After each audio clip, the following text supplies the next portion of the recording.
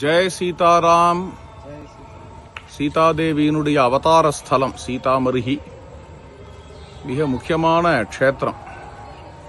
இங்கிருந்து ஒரு 1.5 மணி நேரத்தில் மிதிலா வரும், ஜனகபுரி.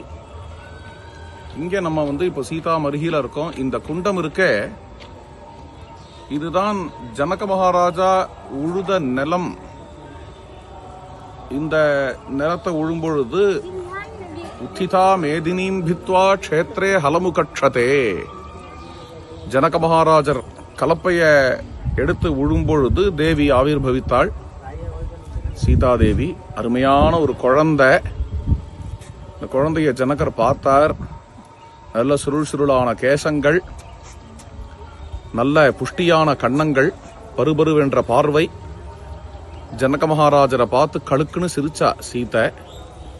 சந்தோஷப்பட்டு அந்த குழந்தைய எடுத்து மமேயம் தனையே திக்வா ஸ்னேகோமயி நிபாதிதா, என் குழந்தை அப்படின்னு அதீதமான ஒரு ஸ்னேகத்தை அந்த குழந்தையின் இடத்துல வச்சார்.